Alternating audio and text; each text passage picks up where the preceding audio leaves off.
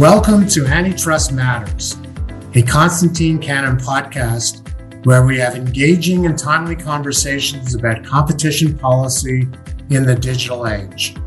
My name is Jeff Shinder, and I'll be your host. Antitrust has always mattered to consumers and businesses, but today it is also in the public discourse more than ever.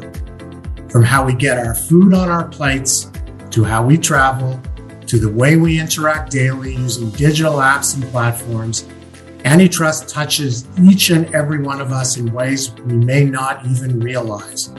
In Antitrust Matters, we bring you perspectives of experts and visionaries in the field who discuss where antitrust law has been, where it is going, and why it matters today more than ever before. Hello, everyone. We are back for another episode of Antitrust Matters. And today we're going to have an interesting discussion of blockchain and its implications for antitrust going forward. There's been much discussion of blockchain, in the commercial and trade press, and lots of books written about its potential revolutionary impact on commerce, its power to decentralize networks and disintermediate certain relationships and introduce efficiencies throughout the economy. Blockchain is a technology that can have significant pro-competitive benefits, which we're going to discuss today, and at the same time, like many technologies, introduce new ways to subvert competition. And it's entirely unclear what direction blockchain will go in terms of its implication for competition. This is an issue that antitrust thinkers, economists, policymakers have got to watch very carefully. And we have some experts today who are going to bring significant color to blockchain, its technological capabilities, and its capabilities both for good and less good in terms of competition. We have two principals from an analysis group here, and my colleague, Grant Petrosyan, who has studied blockchain as well. Grant, why don't you say hello to the podcast and introduce our esteemed experts who are going to be taking us through this discussion of blockchain. Grant? Thank you, Jeff. Hi, everyone. We are joined today by Almudena, Arcelus, and Mihran, Yenikomshian, Principal and Managing Principal with the economics and technology consulting firm Analysis Group. Almudena works on complex problems in litigation by applying her expertise in economics, finance, and technology. She has analyzed economic markets and competition issues in antitrust cases in the US, Europe, Australia, Asia, and Latin America. Her work often involves leading companies and technology-intensive industries. Mihran specializes in data analysis and economic modeling. He has consulted on strategic and litigation issues in industries such as healthcare, cryptocurrency, software, and cybersecurity. He is active with the Science and Technology Law section of the American Bar Association and has a background in software development. Both Almudena and Mihran have written about antitrust concerns raised when competitors share data using blockchain technology, and they co-authored an article in the Harvard Journal of Law and Technology on the topic last year. Welcome to you both. Great to be here. Thank you. It's great having you both, and I'm going to open up the discussion with a very general question. But before we engage on the deeper substance of whether blockchain will be pro or anti-competitive and how it could be deployed in either direction, can one of you just describe what blockchain is for our audience? Yeah, of course. A blockchain is a list of records. Each record is securely connected to the last using methods from cryptography. The list is distributed widely, and in addition, the list requires consensus. These features make information stored in a blockchain highly secure. So before we discuss some of the applications of blockchain, can you start by telling us what advantages blockchain has over more traditional methods of record keeping? What makes blockchain more secure and efficient? You are correct, Grant, that security and efficiency are the key innovative features of blockchain, and they are the reasons why blockchain has the potential to change the landscape of many different industries. In terms of security, there are two aspects of blockchain that make the technology extremely immutable and tamper-proof. First, it is shared by and synchronized across multiple users. Second, each new entry or block is securely connected to the previous block with something called cryptographic hash function.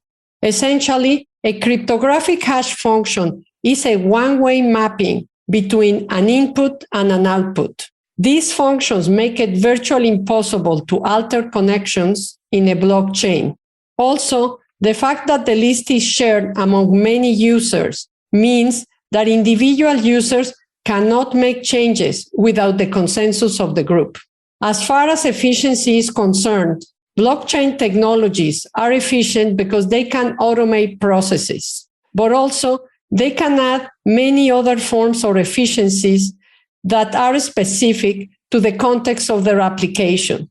This is a fairly large topic, however, so we may want to address some of the applications before we get into the details. Okay, so let me follow up on that. Many are familiar with cryptocurrencies like Bitcoin, which I guess are fairly considered applications for blockchain, but there are many other applications. Can you describe some of the other uses of blockchain technologies, the other applications, so we can get a deeper understanding? Fundamentally, blockchain technology is a way to record, process, and authenticate data without centralizing the data or engaging in a manual process. And getting back to your questions of applications, any process, service, industry that relates to that storage or collection and establishes trust, it's an application for blockchain. In particular, one example that you may have used a lot is, or that you may have heard a lot, is smart contracts.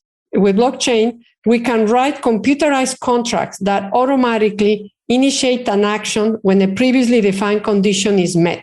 This type of a smart contract can facilitate contractual agreements between parties that would otherwise not trust one another. A typical example is if you're going to rent for Airbnb, in some cases, there are smart contracts that in the moment that you put your key through the door, that triggers the contract. And in that moment, your payment is transferred from you to the renter. So these are some of the main examples. This is very interesting. So Mihran, it sounds like smart contracts could facilitate business-to-business relationships between firms that have not previously worked together. Is that correct? Yeah, you're exactly right. And one of the key themes really is trust. So smart contracts that are facilitated on blockchain, they can encourage new business relationships in many industries. So take, for example, the auto industry. A car manufacturer may purchase steel from a separate company as an input to the car production. This is an example of a vertical relationship because the steel manufacturer and the auto manufacturer are not operating in the same part of the supply chain. If the two firms have previously done business together, then they will have developed trust and will know what to expect. However, if they have not done business together, then each firm may have reservations about the reliability of the other. The auto manufacturer could be worried about the quality of the product, whether there's timeliness of the deliveries, while the steel manufacturer might be worried about making a big investment and then only to have the auto manufacturer cancel and leave them without any place to ship their steel. So both parties have reasons not to trust each other, and trust could be particularly difficult when firms operate in different countries with legal differences that make contract enforcement more challenging. Smart contracts have the ability to add credibility to this type of business-to-business relationship by writing automatic contingencies into the contract. For example, the contract could specify a fee for a late delivery or cancellation of a product. It all happens automatically.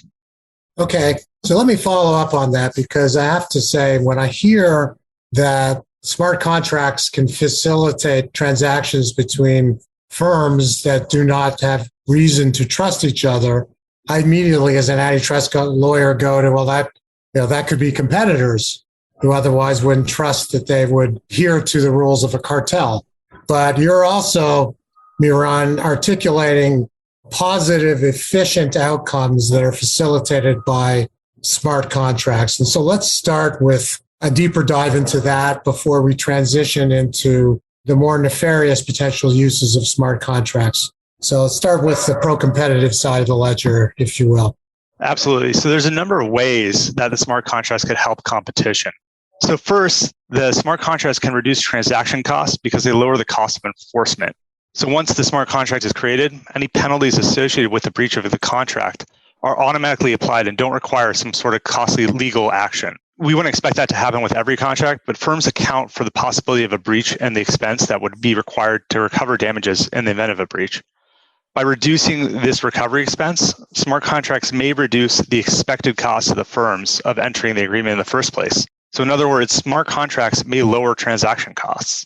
Then second, smart contracts can increase competition by increasing choice. In that car example, the auto industry example, prior to the use of the smart contracts, auto manufacturers might not be willing to switch to a different steel manufacturer because they have the trust that they built with their current suppliers. But with smart contracts, the auto manufacturer might be more willing to expand its choice set to include more steel manufacturers in their process. So that could be a pro-competitive effect. And another example is that smart contracts can reduce barriers to entry because firms don't need to gain as much trust with their suppliers because everything's automatically enforced. So if you ever heard someone say that they can't get a job because they don't have experience, or they can't get experience because they don't have a job, well, that's pretty much the same idea. So since smart contracts increase credibility, it allows firms with less experience to be successful in the market, which makes it easier for new firms to enter. In turn, this may lead to more firms overall and increased competition. Almudena, what about scenarios where two or more firms are in direct competition in the same market? Are there circumstances where blockchain applications can facilitate relationships between competing firms? Yes, there are, Grant. Research and development is a good example of this. In many industries, there are multiple competitors that are working to solve similar research and development problems. But there is little incentive to share information. Blockchain technology can deliver a solution in which each piece of data is cataloged, labeled, and immutably branded by the company that generated it. Companies can then trade this data in an open market, which can facilitate cooperation between competitors and significantly speed up the development of audiovisual technologies, for example. This type of collaboration is not completely new with the introduction of blockchain. But blockchain technology has the potential to lower the cost of these types of transactions between competitors with the use of smart contracts, higher levels of data security, and irrefutable proof of ownership. Another example is the relationship in Mobility Open Blockchain Initiative. It's a program that includes various automobile manufacturers such as BMW, Ford, GM, Honda, and Renault. This project is currently testing concepts for blockchain in the mobility industry. Okay, so we've heard a lot of the potential pro-competitive benefits of blockchain, greater efficiency, reducing transaction costs, greater security. In your paper, you both have written on the ways that blockchain technology can be implemented in supply chain management. Can you give the listeners a sense of the various ways that blockchain can be deployed in that fashion? Yes, that's a very popular one, the supply chain, because it lends itself so well to this kind of technology. The first one that comes to mind is a product source tracking. Specifically, blockchain technology can provide an indisputable record of all the data related to shipment status, storage environment conditions, and other milestone conditions. This technology could be used to verify the authenticity of a high-end good by allowing the purchaser to see when and where it was created and who took possession throughout the supply chain up to the point of sale. As a result, blockchain could virtually eliminate counterfeiting attempts for many products. A good example is the sourcing of diamonds. For certain diamonds, consumers can receive a certificate based on blockchain technology with a history from where it was mined through where it was polished.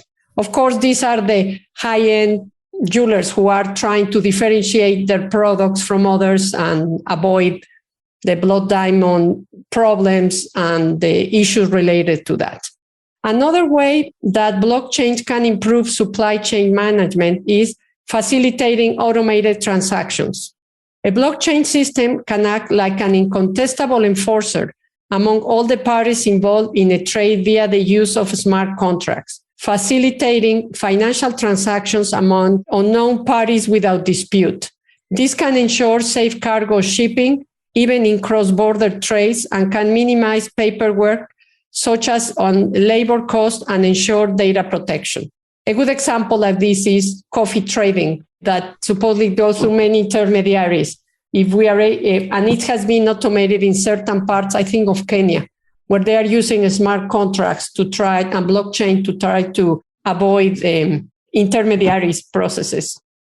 So it is clear that there are many positive aspects of blockchain technologies, but there are also some anti-competitive concerns that need to be addressed as blockchain technology becomes more widespread. Mihran, can you tell the listeners how these types of issues could arise? Absolutely. And there's two categories which I would put in them. The first being monitoring collusion issues, and the second being potential barriers to entry with the blockchain. So the first, one potential issue with distributed ledger networks such as blockchain is that it makes sales data more accessible to competitors, which potentially could aid in collusion, such as price fixing and bid rigging. This type of activity is still unlikely, but more accessible data could allow cartels to closely monitor prices and costs of market participants and detect deviations under a collusive agreement. On the other side of this, however, it's that these detailed sales data and what's on the blockchain could also be accessible to regulators. So those regulators could then do their own analysis and see if there's anything out of line with prices or quantities or any just suspicious transactions that are happening on them. So there's benefits and cons to that as well. The second potential issue is related to the private permission blockchains. So this is a barriers to entry issue. Private permission blockchains are based on all the ideas as open source blockchain, except they're not openly distributed. Instead, the private permission blockchains are only shared amongst a set of invited users. This could lead to barriers to entry if a specific private permission blockchain network becomes critical to competing in that market. It is possible that incumbent firms could exclude potential entrants from the blockchain and block them from entering the market. One example of a private permission blockchain is the IBM Food Trust blockchain, which allows firms in the food and agriculture industry to securely share food information. The private nature of this blockchain means that firms can choose to only share information within their own supply chain and not with competitors. While private permission blockchains may be important for certain sensitive data, regulators could reduce antitrust concerns by controlling who has access to the blockchains. So, Mihran, you mentioned regulators a couple times in that answer and how they can respond to these potential anti-competitive ways that blockchain can be deployed. Before we get into more detail about how regulators can do that, do you have any views on whether regulators are technologically equipped to address what's happening on blockchain? Are they keeping up? Are they spending enough money to match what's going on in the private sector with respect to these kinds of rapidly moving technological changes? Yeah, that's a great question. So in terms of, keeping up with the private sector, I think just the amount of funding that has been gone into blockchain, I think it'll be hard to keep up with the private sector. But we have noticed that there has been, and I think it's largely driven by some of the cryptocurrency work, that the government regulators are focused on this issue and that they are trying to catch up and get things in place so that they can effectively monitor these types of issues. I think the explosion that happened in 2017, 2018, when cryptocurrency kind of became really well known, I think there was a lot of innovative people at these regulators who took it upon themselves to learn about the technology. But I think the way that the government moves is just going to be slower than the private sector. So, Mihran, in your article, you also discuss 3 key ways that regulators can mitigate anti-competitive outcomes. Can you tell us a bit more about those? Absolutely. So the 3 methods that we discussed in our article were sensitive data management, centralized government, and the third being the transparency for regulators. First, sensitive data management involves ensuring that certain types of information are only accessible to specific users or excluded from the blockchain completely. Some data could be encrypted and only made visible to select users who have received a special key. Network designers will have to be forward-thinking in order to carefully consider which types of information should be encrypted and which should be excluded completely. The second is regulators can use centralized governance strategies to reduce the risk of anti-competitive actions by firms. Centralized governance can involve regulators offering guidance on how to define clear membership rules for accessing networks, and they can oversee the network to be sure that firms and administrators incorporate and enforce the rules. Centralized governance can also involve regulators their own special access to networks so that they can carry out enforcement measures. And the final one, in regards to transparency for regulators, blockchain networks could be designed to provide antitrust investigators with a clear audit trail. This would allow investigators to clearly identify the life cycle of an asset as it moves through a firm's supply chain. Transparency would also provide regulators or antitrust authorities with accurate, reliable, comprehensive transaction data across an entire firm, rather than the piecemeal and inconsistent data that regulators often receive. So if I may follow up on portions of what you just said, especially the notion that centralized governance strategies, the regulators would provide guidance or may get special access to blockchain networks. And forgive me for this, for playing devil's advocate, but from an antitrust lawyer's perspective, I'm hard pressed to see that happening in the U.S. regulatory landscape. Do you have any examples where an antitrust enforcer anywhere in the world or in the U.S. has engaged in that kind of regulatory strategy? Or are you talking about regulation outside the antitrust rubric that would engage in those strategies? There are parts of the chain. There's a manual step. It's like the equivalent when you turn the key for your Airbnb. There are other places. These places are called oracles in the blockchain lingo. And so in some oracles, I have not seen it in action. I have not worked on a case where this is an issue where there can be intervention, manual intervention. So I also read that in some cases in the transport of coffee, there were several places where the local agencies had access to the oracle and they could see what was happening or in that part of the transaction. Had I seen a case in the United States? No, I have not seen it.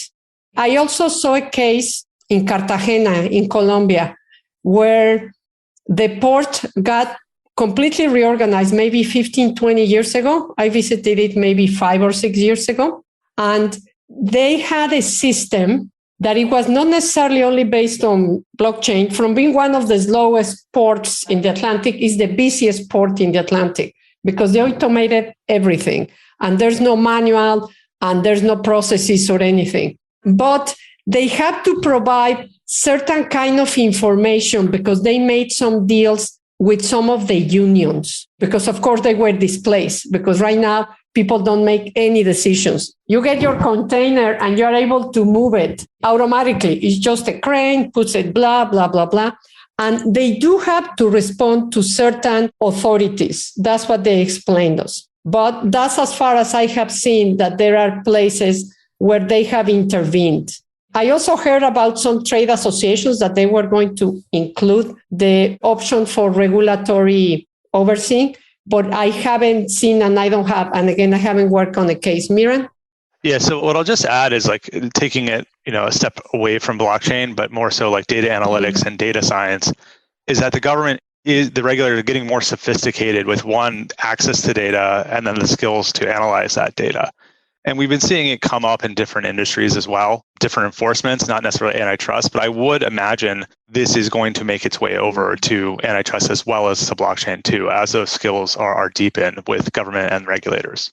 Yeah, that you see an odd pattern on the data. You analyze the data and you see certain patterns that you say, there's a problem here. Yeah, no, we have had those cases in securities. So yeah, that's a good point, Mihran. So we've talked a lot about the benefits and concerns, but one thing I'd also like to hear your thoughts on is how competition works in the mining of cryptocurrencies. My understanding is that cryptocurrency mining is the process that adds new transactions. Almudena, can you tell the listeners a little bit more about this and how competitive it is? Yeah, sure. Cryptocurrencies like Bitcoin store groups of transactions in each new block. You can think of it like a long-running receipt, where each new block shows all the currency that changed hands. Put simply, mining involves using high-speed computers to solve complex math problems. Each new block requires the solution to a problem. The first miner to solve the problem receives a reward, and other miners verify that the solution is correct. However, the odds of solving the problems are incredibly low, and the computing power required to even make an attempt is very high and costly. Okay, coming back to the cryptocurrency application of blockchain for a minute. Some of our listeners may have heard stories about people losing their crypto wallets. Can you tell us a little bit about that? Yeah, sure. There are multiple stories of people with huge sums of money that they cannot access because they have forgotten their password. The high security of cryptocurrencies is very effective at preventing others from accessing your money. But unfortunately, if you forget your passcode, then those same security measures block you from accessing your own money. If you are the type of person that routinely resets forgotten passwords when logging into online accounts, then you may need to take extra caution. Luckily, for the more forgetful folks, there are also companies that hold cryptocurrencies on behalf and provide similar services to banking apps, including password recovery. A few examples are Coinbase, Binance, and Uphold. Of course, with this type of services, your security is only as good as the company's security, which is less secure than the cryptocurrency held on your behalf. And there are also funders. Mihran, we were discussing them the other day, no? That if somebody says, oh, I have 400 million in cryptocurrency, there are funders that, and I don't find my password. There are companies that are taking on, they buy it to you, I don't know, 10 cents or whatever it is for the value of the dollar. And then they are going to try to have algorithms to break into it. But so far, I haven't read anything of anyone who has been successful. Maybe they won't tell us. Yeah, if you think about it, that a lot of people got Bitcoin in the early days as almost like a joke. And so, oh, here's 10, here's 100. There was one famous one called Pizza Day, where somebody wanted to make a transaction and then gave somebody a lot of Bitcoin. And that now, today is worth tons and tons of money. But you may have put it on a hard drive and then, it's been 10 years and you haven't thought about, oh, what was my password back then? But now all of a sudden I have this hard drive that has my cryptocurrency on it and it's worth hundreds of millions of dollars. What do you do then? And so that's where a whole different problem is, that if you put in the password wrong 10 times, does it delete? Do you need to sell it to someone who's smarter than you that can try to crack it in a way? Who knows? But it became a joke, became real money very quickly and became a problem for lots of people.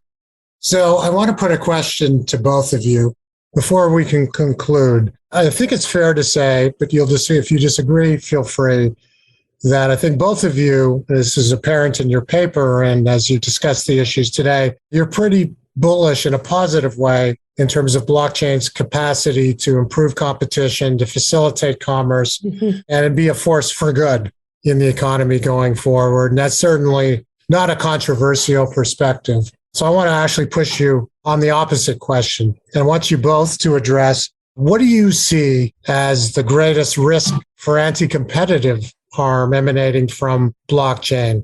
Like if you fast forwarded 5-10 years from now, and we were to have a conversation, bring you back on this podcast to have a deep dive about a competitive problem that's being introduced by blockchain, what would you think it would be?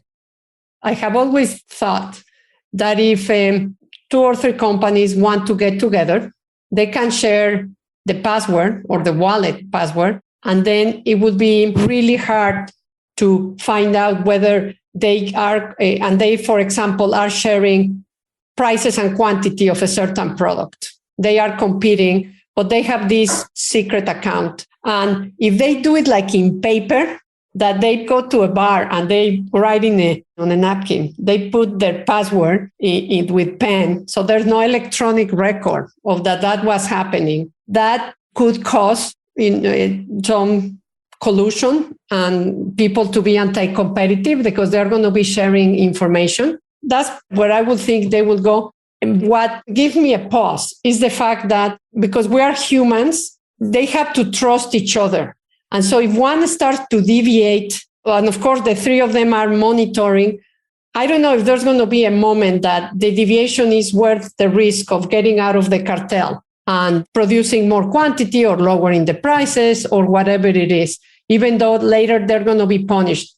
So yes, they can get together, they can collude. But on the other hand, some of the economic exogenous factors can cause them to become greedy and go their own way and the collusion to disappear. So that's the one I was thinking of. Mihran? Hey, Mihran, before you answer, can I just follow up Almudena's answer? Yeah. So I had a follow-up question for you. Isn't it true, as we analyze the potential for cartelization to emanate from blockchain, that blockchain has the capacity to both facilitate that information exchange, but also police the cartel to shift the incentive somewhat? Because what you articulated is the traditional tension that exists within our cartels, whether they're facilitated through blockchain or not. And so do you believe that blockchain has the capacity to make policing cartels easier? Well, if they get one of them and this person provides them with the password, they can definitely check everything. So it would be really, really detrimental to the cartel if one is caught. Okay. And I also want to add that cartels can become also more sophisticated in the sense that they don't need to be checking every price and every quantity to increase prices. It's like they say, they lift all the boats. So this close monitoring also doesn't need to exist all the time, as there are other theories of forming cartels. So yes, I would think that this blockchain, it's another technology, but this may have said the same about databases in the 1950s when IBM was there. They could have said, well, you have access to my mainframe. Why don't you check my mainframe? So there are other factors that are avoiding this kind of communication, of collusion. But that is technically possible, yes. But the human factor, I think, plays us different tricks, and it doesn't provide like a consistent way of coordinating. But I can be wrong. And along the lines of the human factor, I think what I would think the biggest threat really is this lack of good design and thinking about humans and how they tend to exploit things with bad design. And blockchain, like AI, is such a hot area where there's lots and lots of people who do these things. And they're being developed very rapidly that it needs to take a good look to see if this is going to be the foundation of something you're building something upon that. Okay, what is the design? Is it intending what we know that we want to get out of it, but also are there ways that it could be gamed? And taking those considerations when someone's choosing to implement a blockchain, I think is going to be very important. And that if some are built upon, let's say, like incomplete thought or incomplete consideration for human elements, that there could be threats there. Okay, so Mihran, I want to go back to the question. I'm not going to let you dodge it. What would be your answer? 5 years from now, we're having this conversation over the principal anti-competitive evil of blockchain. What would it be? The principal anti-competitive evil of blockchain? Yeah, forgive my my colorful formulation. Yeah. I would have to say along the lines, I mean, isn't it really that there could be instances where it could be gamed by certain individuals? And I think that goes back to my positive side of it, which is like, well, how would you prevent gamemanship of this blockchain? Because if you say, here's a computer system, look, everything looks fine. If you look at it and just say, okay, we're done here, you have to think about the human element too. That, is it really fine, even though the data looks fine? And, as Almudena said, it's like, were they in a room with a napkin with a 30-character password, passing that around? And then that's something that the human side of things, like even though these smart contracts, they'll execute, they're going automatically, but there's still that human element. I think that is important. Okay, let me ask one last question. Do you see blockchain challenging central networks in the economy? That we have various centralized network industries. One example would be payments, which is the market that this firm is deeply involved in. Do you see blockchain fundamentally altering how highly networked, centralized network markets operate going forward?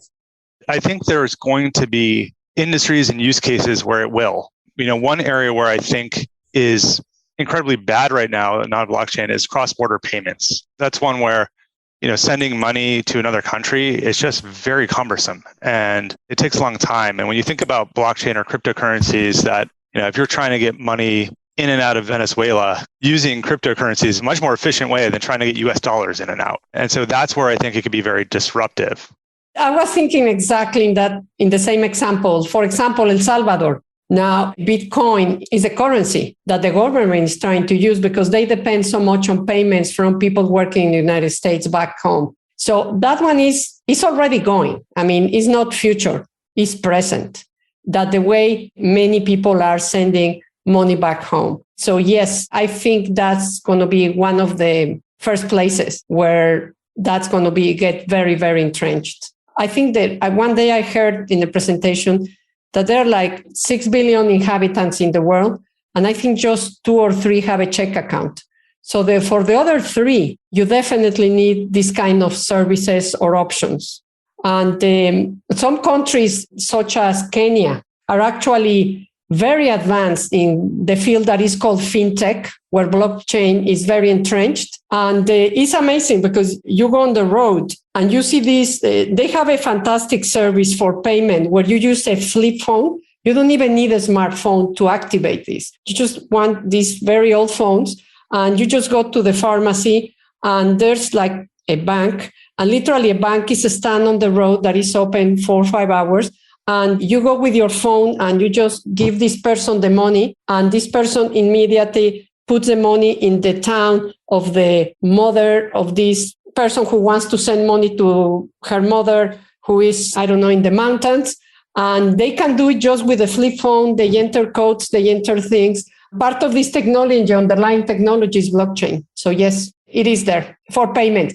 I'm assuming you were referring to credit cards, but I don't know if that's where you were heading. But as you left it open, I took it as sending back home money. Yeah, that's one that is everywhere.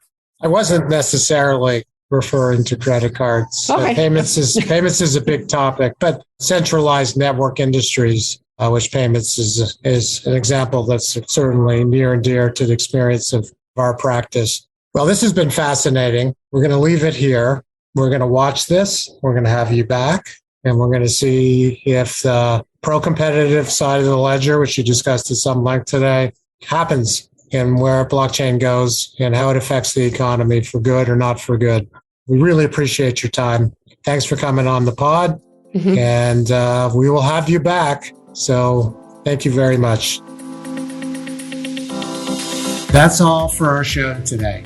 If you like the podcast, make sure to subscribe to Antitrust Matters and leave us comments on how we were doing or on the topics you would like us to cover going forward.